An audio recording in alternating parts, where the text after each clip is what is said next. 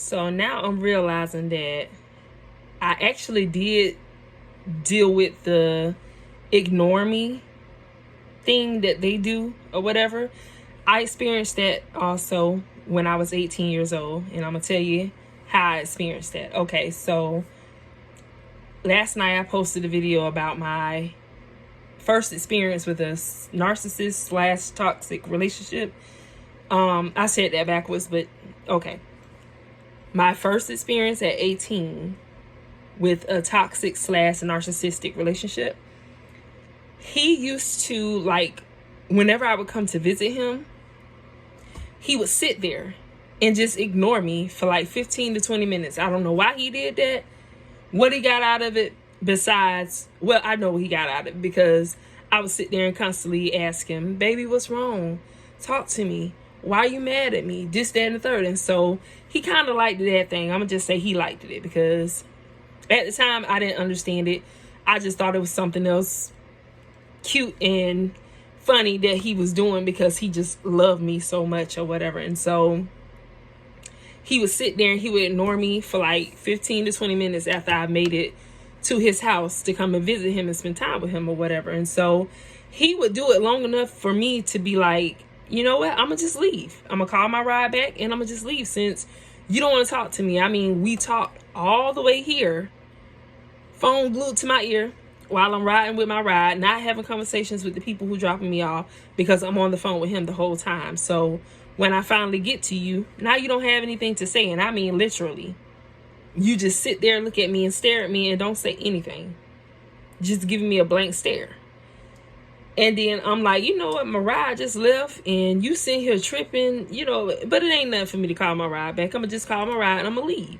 So right when I get ready to pick the phone up to leave or to call my ride or whatever, then he want to start talking to me. Now he want to, you know, because now I'm walking away. I done got frustrated because it made no sense for you to ignore me all of this time, and I'm here to visit you. We're supposed to be spending time with each other.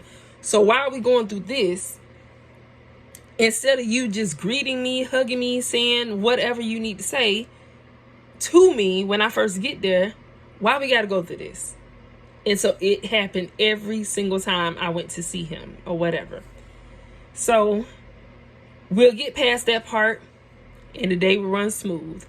Now, I don't know what all he had physically wrong with him. I can't put my finger on it, but I will say what I'm assuming.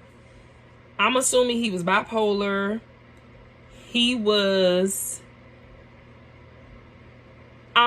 crazy. I'm gonna just say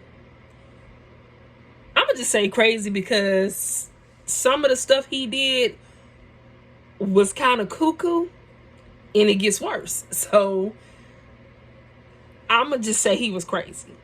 He was one flew over the cuckoo's nest crazy. So, and you'll see why. But things just started getting weirder with us. So we're chilling, we're cuddling, you know. He had a thing for my calves. Any part of my body, really. When I say he was crazy, he was crazy. Y'all will find out when I keep telling the story. So he had this thing with my calves. I don't know what it was, but I am going to say this. He did enjoy seeing me in pain. Pain that he caused. So when I tell you about this calf situation, that's a part of the pain that he loved to see me in, okay? So we would be just sitting, cuddling, chilling or whatever, and he would grab. I would always have to sit with my legs over and under his feet. So like if we're sitting on the bed, it's almost like a basket. So one leg is under his leg over the top, and then my other leg is over the top of his leg. So with that being said, while we're sitting like that, he would then take his legs and squeeze my legs together tight. And he was getting like pleasure from that. And I'm sitting here literally saying, babe, stop. It hurt. It hurt. It hurt. He would just continue doing it. I'm 18 years old. I ain't really, thinking like, oh boy, he's squeezing my calves. I'm gonna get on up out of here. Yeah, I'm gonna end the relationship because this is crazy. No, just one of the other things that I think he's weird about, but I just think he loved me that much, and I'm just like, I ain't never had nobody crazy about my calves before. I'm telling you, this is how I was when I was 18 years old. I ain't never had nobody act like this with me, so this stuff is new to me, So he would start doing my legs like that. So it started with him doing my calves like that. Then he literally started squeezing my calves with his big hands. He had some big hands, and I'm talking about he was able to put both of his hands or either one of his hands around my calves at the time or whatever. And he would literally just sit there and squeeze it till I catch a daggone cramp in my calf. And if I caught a cramp, that made him so happy. He was, I don't know what to tell y'all, but I ain't telling y'all no lies. I'm telling y'all just what I went through. I had to rethink all of this stuff because this happened so long ago, but I didn't think that I was in anything toxic at that time, and I didn't think anything about narcissism at that time either. I just thought this man was crazy in love with me. That's all I thought at 18 years old, because he is my first real experience of a boyfriend where I actually got to do things with him. I didn't have to sneak around with him. He was my first real boyfriend.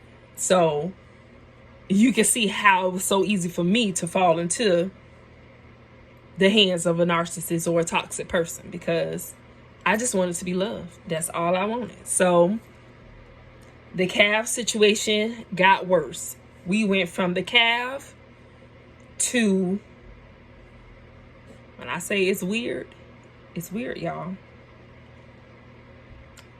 This man used to bite me. He used to bite me on my face. And I remember one time he bit me on my face.